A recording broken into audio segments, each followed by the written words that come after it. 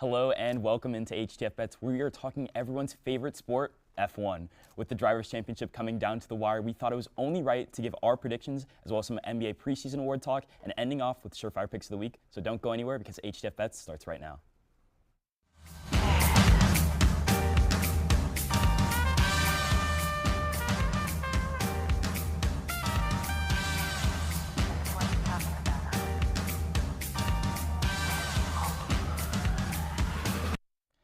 And we are back. To my left, as always, we have Ben Huber. How are you doing today? Doing great. How about you? Great. Thanks for asking. And to my right, we have Diego Ortiz or Jaden Hermit. It's Jaden Hermit. It's me. I'm sorry. I know I'm not what you're expecting. So Diego Ortiz had to go on a very quick IR, right? He's on IR. Yeah, probably only a 1 week IR. So not actually IR. Just he's out for the week.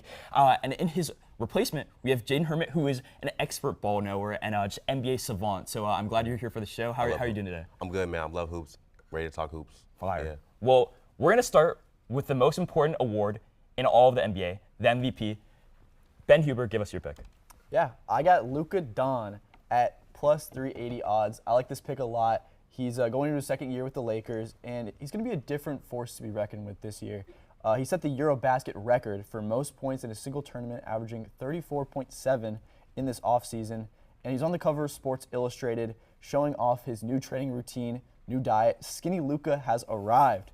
I think he's insanely locked in LA, and JJ Redick is going to give him a lot more of a free reign over this offense just to be dominant and showcase his talents. With Braun out the first couple of weeks, it provides Luka the opportunity to establish himself in this offense and just get off to a strong start. He averaged 28, 8, and 7 last year, but I think even that he can improve on because we know what numbers he's really capable of. I also think he's going to be able to unlock the Suns' DeAndre Ayton and really revolutionize this offense, make it run really smoothly through Luka and establish that pick and roll. Yeah. So, Jaden, I know that you are a fan of an opposing Western Conference team, so I just want to get your initial thoughts on Luka Doncic being able to lead the Lakers to possibly his first MVP, and then also the team into what should be good things if Luka is going to win MVP. I want to hear your thoughts on his MVP pick. Yeah, so obviously, it's not a bad pick. It's Luka Don, obviously. But he's going to have a big offensive workload to start the season with Braun being out until mid-November. So it's not only on him, but the Lakers coaching staff and training staff to manage that for Luka. Yeah, I mean, I completely agree. We, like Ben mentioned at the end of his spiel, we all know what Luka Doncic is capable of. He's averaged back-to-back 30-point seasons before in the past on a Mavericks team where he was the clear #1 option. And I do like your point to DeAndre Ayton, him being able to be on this Lakers team, a team that was really lacking size last year. Jackson Hayes was their big man last year, and it was very up and down in his performances. But I think in an expanded role for DeAndre Ayton, he could possibly go back to the Suns version of him, at least in my opinion. Yeah, definitely. Well, okay, so Luka Doncic, right, for MVP, but moving into the less experienced version of just players in general, the rookies, I have a first-team All-Rookie Ace Bailey as my pick for just the preseason awards. I think that this pick in general is one of the ones that is more underground. It's -140, but there are five people that make an All-Rookie team, and I think that Ace Bailey is just clearly one of the favorites. Coming out of high school, by 247 Sports, he's ranked as the #2 overall player, only behind Cooper Flagg. He's just a generational talent, and it's a surprise that he even fell to the 5th overall draft pick. He was initially supposed to go to the Philadelphia 76ers, but there were just some issues with that whole situation. Don't exactly know why he chose the Jazz over the Sixers as a possible destination landing spot, but he's on the Jazz right now, and I just think in general he is one of the more smooth hoopers in this NBA draft class. If you just look at any of his highlights, he's always playing with what it looks like NBA talent. And then also Walter Clayton is one of their their first-round draft picks this year as well. I think that he's going to be able to get him the ball. And there's really no competition in this offense. Colin Sexton, their leading scorer last year, is not on the team anymore. And I think that that just leaves a lot of room for him to improve and be first-team All-Rookie. Any thoughts, guys? Ace Bailey is one of the first-team All-Rookies this season. Yeah, I definitely think this is a good pick. It's honestly a more, I guess, pick that you're able to talk about than Cooper Flagg winning Rookie of the Year, because that's what everyone thinks is going to happen. That's what kind of the general consensus is. So picking Ace Bailey to be first-team All-Rookie, I like that a lot. He had one of the more puzzling draft stories, almost like in the past, I say 10 years. He seemingly refused to play for one of the top 5 teams, still got drafted by the Utah Jazz, one of the worst teams in the league. So definitely did not play out in his favor. But yeah, Ace Bailey, I think he's a great talent, and he definitely has the ability to make first-team All-Rookie. Yeah, for sure. In terms of just talent, in terms of not any off-the-court stuff, I think that for Ace Bailey is definitely one of the best players to come out of this NBA draft class. Jaden, any thoughts on the Ace Bailey pick or any other rookies that you like this season? No, I love this pick, actually. Obviously, the Jazz suck right now, so he's going to have the counting stats to make sure he gets on that all-rookie first team. In the preseason, he had 20-point games in his first 3 games. So, yeah, obviously, I love this pick. Yeah, so I think we've all counted for Ace Bailey as one of the locks for first team All-Rookie this season. Moving on to Defensive Player of the Year, I think something that we can also count as a lock for this season. Who do you have? Victor Wembanyama. Wemby. And of course, he was the leader before he got hurt last season. He was a front runner, so obviously I have Wemby. He averaged 3 blocks a game his first 2 years as a NBA basketball player. So yeah, Wemby. I think that this pick is one of those picks where before the season, you don't really see anything go into the minus as like betting odds because that means it's a favorite, right? When you're going against a crowd of people, you have Amen Thompson, you have Bam Adebayo, you have just a wide variety of people that can win this overall pick. There's not really a clear favorite, but this year I think if Wembanyama can stay healthy, you think as well, right? Like it's kind of a runaway race. So it is a little perplexing how well he's played in the NBA just coming into the season, or not coming into the season, coming into the NBA, coming over from Europe. He's just unstoppable, really. Yeah. Like he's blocking every shot at the rim. It feels like he's 7 foot. He's actually 7'4", but it feels like he's 8 feet on the court. It's just in general, if you're going against Wemby at the rim, you better come correct, because if not, it's gonna get blocked. So I just think in general, this Defensive Player of the Year pick, he's one of the more athletic guys in all of the NBA, and I don't know. I don't see that anyone kind of takes this award away from him for the coming years. Like I don't see a world in which for the next 5 years that he's not at least the favorite if he doesn't get injured. Yeah, definitely. I mean, there's not much you can say about this guy that's not already been said, and he's just an absolute freak. Somebody that we've never seen before with his kind of skill set at his size. It's just absolutely unheard of.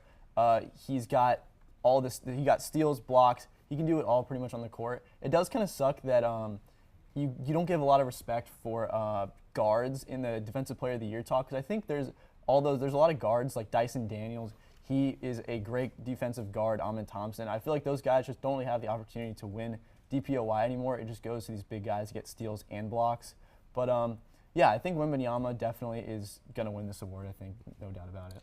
Yeah, I think just the fact that they are able to do so much and have such a big impact is why we've seen so many big men win it over the years. Draymond Green was probably like the smallest person in recent memory that has won consistently that award, but even he is 6'9" on the basketball court. And we wanted to give a quick shout out to our guest that remains with us in our hearts, and give just a shout out to his pick. For most improved player, Diego Ortiz had Benedict Mathurin, who I think we can all agree on this desk is definitely one of those players that is poised to make a jump just because of the factors around him, right? The Indiana Pacers are coming off an NBA Finals run, but they lose Tyrese Halliburton, they lose Miles Turner in the offseason. So Benedict Mathurin, who came into his rookie season averaging over 16 points a game and averaged 16 points a game last season, is poised to make another jump and possibly be the leading scorer in that offense. Any thoughts on Benedict Mathurin, guys? Yeah, absolutely. I think Benedict Mathurin is one of those guys you look at, and just based off sheer volume and opportunity, he's going to have a way bigger role in this offense. Halliburton's going to be out for the season, so he's really going to take over that role and just be pretty much a workhorse, and he's going to score a lot of baskets. I want to pitch this back to you, Jaden, right? Does he remind you at all, Benedict Mathurin that is, of John Morant? I know you're a big Grizzlies guy. Hey, he can attack the basket. Okay, all right. I just want to make that comparison. Small guard. The offensive potential is there at least. No, I don't think he's a small guard. He's more of a wing type of player. I don't think he's a guard. Okay. No. But obviously, I tried to float out there. No more John Morant comparisons. No, never. But no, Benedict Mathurin. I like that pick in the most improved player race. I think when you talk about the Pacers right now and the state of the Pacers right now, there's shots to go around, and there's not much expectation with them, with Hallie being out for the entire season. No more Miles Turner, so I like this pick. There's shots to go around, room to improve for Benedict Mathurin. Yeah, for a guy that came into like I mentioned before, came into his rookie season averaging 16 points a game, feels like there isn't as much of a room for improvement, right? You'd have to go from like 16 to 22 to really be in the race, kind of like a Norman Powell-esque run like last year. But I think because of all the reasons we mentioned, that is a possibility, and it wouldn't surprise me if he went to averaging over 20 points a game, especially as the primary offensive player, maybe besides Pascal Siakam on that team, and if not very, very close to Pascal Siakam. with that being said, Jaden, we appreciate you for coming on this segment. That is all the time we have. Right after this, we're going to come and talk about, I know, Ben Huber's favorite sport, F1. Hi, sorry to interrupt your show, but I want to give you a little rundown of everything we do here at the Hitting the Field Network. My name's Nick Cohen, and I'm the host of Hitting the Field, our flagship show heading into season 21. Live streaming every Monday at 2 p.m. Eastern, we talk about anything and everything sports.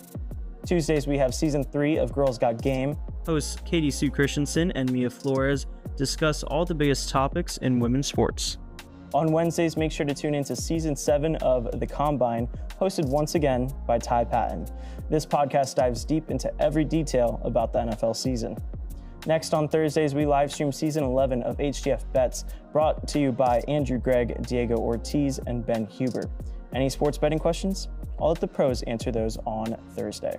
Then TGIF, because we have new episodes of season 9 of Nighttime, hosted again by Matthew Bracker and Kathleen Moore. Nighttime keeps you up to date on all UCF and collegiate sports. And ultimately, Edgar Rodriguez and Patrick De Leon are back for season 2 of HTFC. Soccer is a year-round sport, so make sure not to miss HTFC. Lastly, end your week on Sundays with our vlog squad, asking the hard-hitting questions and letting you behind the scenes of our studio days. Make sure to follow us on our social medias like Instagram and TikTok to stay updated on all HTFN news. Remember to subscribe to the Hitting the Field Network on YouTube, leave a like and comment, and with that, I think we're ready for your next segment. I've been Nick Cohen, and enjoy the rest of your show. We are back, like I mentioned in the outro and the beginning of just this whole show. We're talking F1. Let's just give a little round of applause. It deserves a clap. And Ben Huber was a little late to join into that clap. I don't understand why. bad, guys. I don't understand why he was. But Drivers' Championship, right? We've had a decently exciting F1 season. Some of the races haven't been lived up to the hype. Yeah. We've missed out on some things, but go ahead. Give us some F1 talk here, Edgar. Look, I think we are not going to see more movement when it comes to the top spot. I think Oscar Piastri started this season so hot, has really done most of the season, at a top level, hasn't really dropped the ball all that much. Of course, yes, you can point to Azerbaijan recently, but man, 16 out of the 17 races so far this season in the top 10, that is championship caliber stuff right there, Andrew Gregg. Yeah, I will say what Edgar is leaving out is that they've had the fastest car all season long, but he has delivered. You need a championship driver to deliver every single week in and week out, and that's what he's done this season. And you know what's something else? It's kind of crazy to think that Oscar Piastri, who came in just a few years ago, is already ahead of Lando when you talk about the championship. I mean, you would think Lando would be the number one solidified guy at McLaren. Absolutely not. This guy who you're seeing on your screen right now has taken over that spot, and quickly. And I think that's shocked most of the F1 world. As much as I'm not a Lando Norris guy, I will say, in terms of overall pace, I think that Lando might have the slight edge, but Oscar Piastri has just been so consistent this season. Consistent. That's the key word. Consistency is key in F1, especially when it comes to the current F1, where qualifying is key. And it felt like Oscar had the leg up on him last year, or just leaning into the last couple seasons. Yeah. But this year, Oscar Piastri is just every single qualifying session, it feels like he's making a run at P1, P2, at least on the podium positions. He's always there. So I think Oscar Piastri, like we mentioned, minus 225 at this point. He's definitely the current favorite to win the Drivers' Championship, and there's likely to be little to no movement. But if there was, Lando Norris would be the guy to oppose him. What are your thoughts on Lando Norris, Ben Huber? Yeah, as much as I don't like him, I have Lando Norris at plus 250. Lando is definitely the biggest threat to Piastri, the McLaren counterpart. Having won 5 races, in terms of overall talent, I think Lando is pretty equal to Piastri, if not a little bit better. And Lando used to be a very strong qualifier, but this year he's been a little bit more inconsistent, allowing Piastri to pull ahead this season. He's had some mental errors. He crashed into Oscar one race, and he got himself DQ'd. If Lando can get back to his winning ways in these last 6 races, he definitely has a chance to win it all, but it will for sure be an uphill battle this year. Yeah, I mean, I agree. I can't agree more with what you're saying here. I feel like Lando has just in terms of overall pace, when you see them in a head-to-head fight, especially when they're just racing on the circuit, feels like Lando just has a touch more in that car, maybe just a little bit more comfortable at times.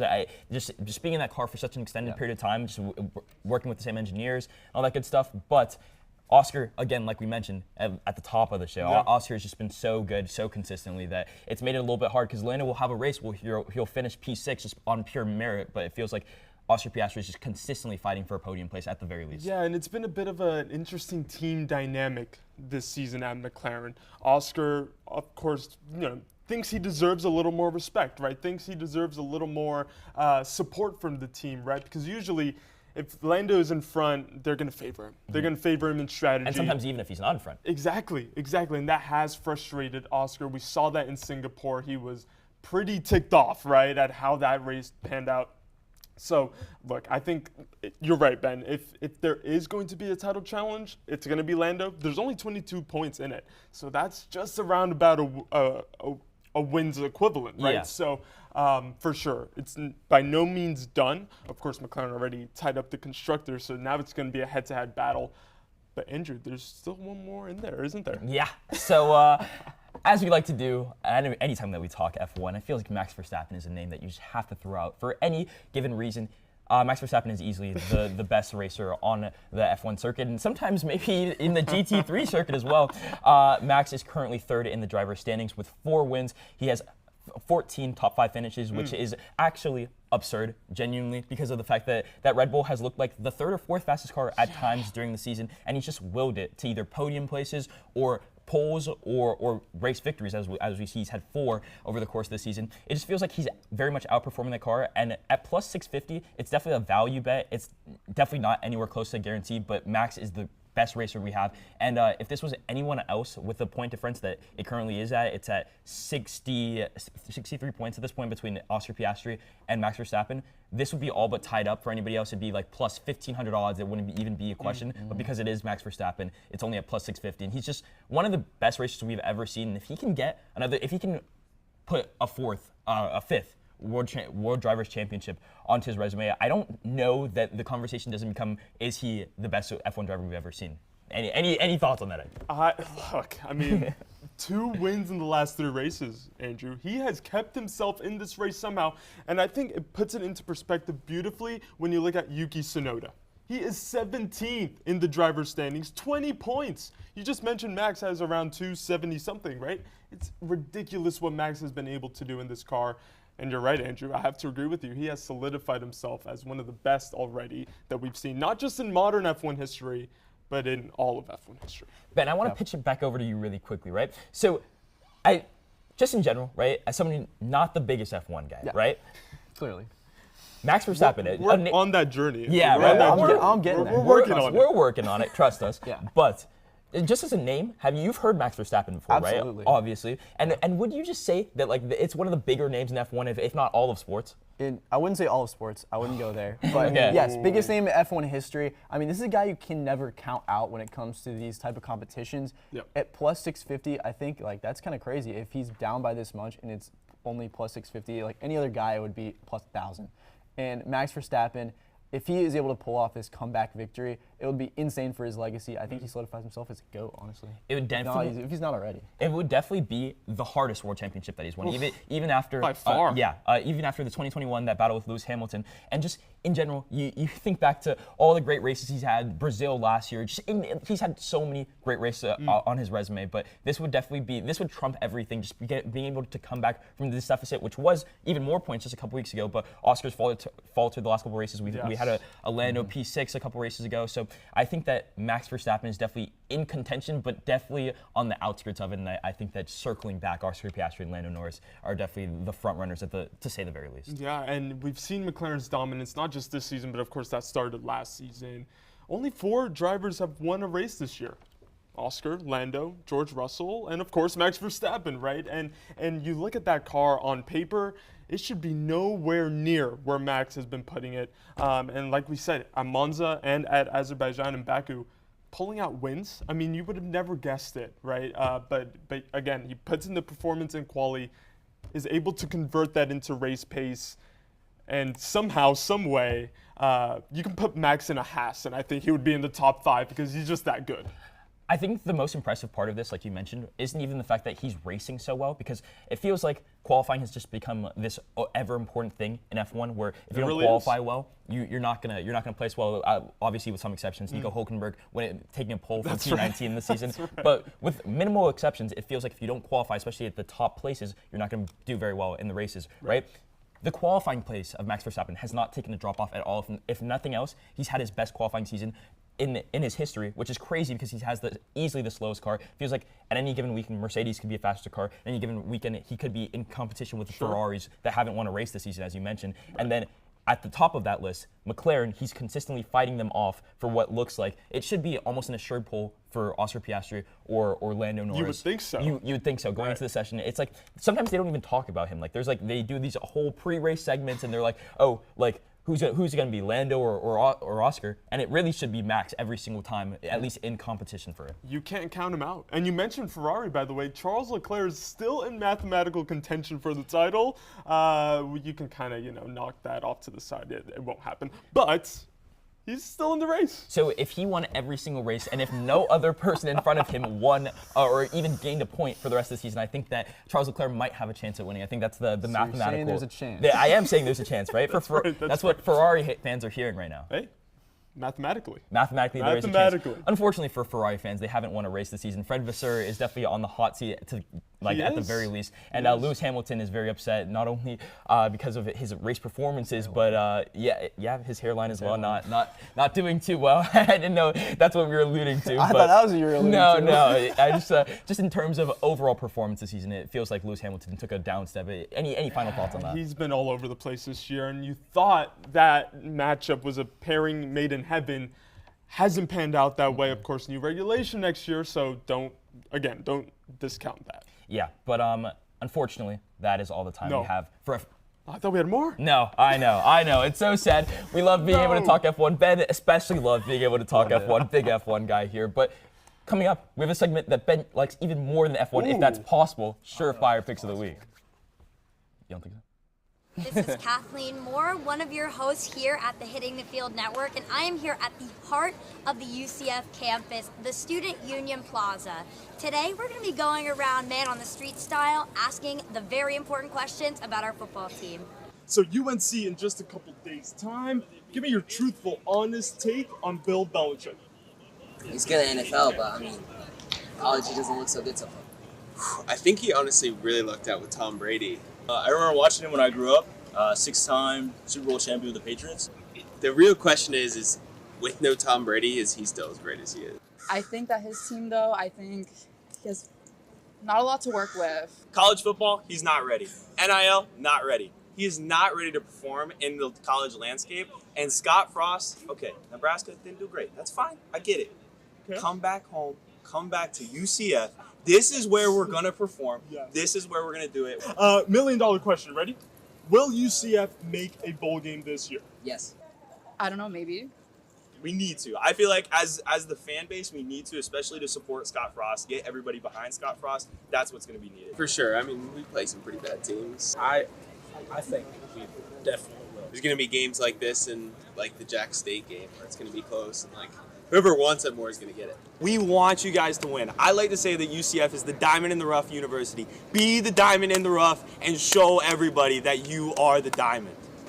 Well, everyone, as you can see, we have some pretty elite ball knowers here on the UCF campus, don't we, Edgar? Yes, we do, and they're all excited not just for this week's game, but also for the whole rest of the season. So make sure you stay tuned, not just to nighttime, not just to HTFC, but to all 6 shows on the Hitting the Field YouTube channel. And be sure to check out our Instagram and our TikToks. Go Knights! Charge on!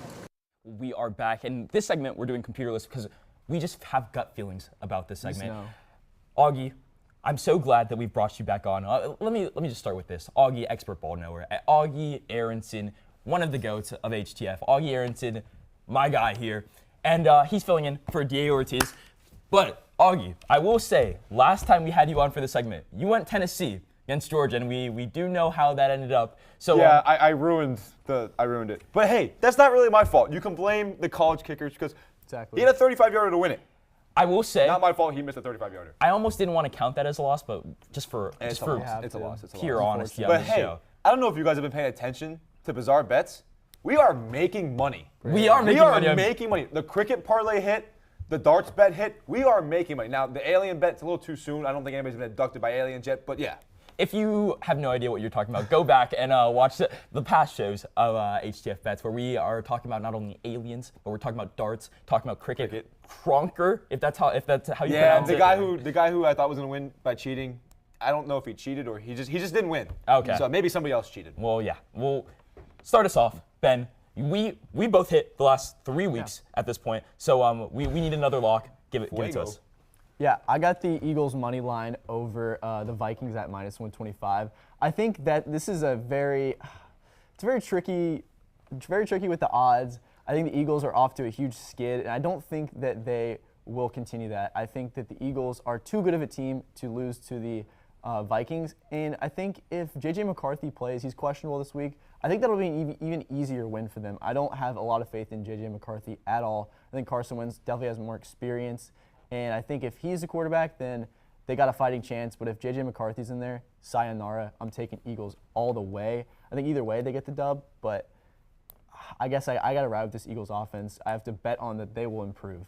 Yeah, I think it's interesting that as the Vikings organization that took J.J. McCarthy with a first-round pick, and I kind of believe in him as their franchise guy, that everybody else is so low on him. Yeah. But I would tend to agree at this point. I like the way that Carson Wentz was operating the offense the last couple weeks. I just don't feel that comfortable with J.J. McCarthy at the helm. Yeah, I agree with you. I think Carson Wentz.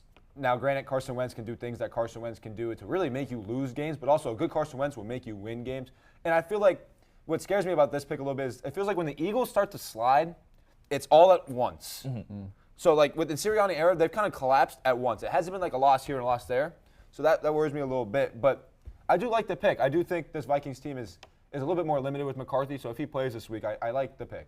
I will say I also think that psychology is a huge part of just sports in general. Mm-hmm. And the fact that the Eagles have been hearing so consistently that their offense is so bad at football. When they have A.J. Brown, they have Jalen Hurts, they're all coming off the Super Bowl. They won the Super Bowl. Yeah, exactly. So I think that just going on into this game with kind of an underdog mentality gives them an even bigger edge over a Vikings team that I think that they're already better than. I think Eagles money line is a good pick. Moving on to maybe a sadder version of this pick, I have the Miami Dolphins at +125 over the Cleveland Browns this week.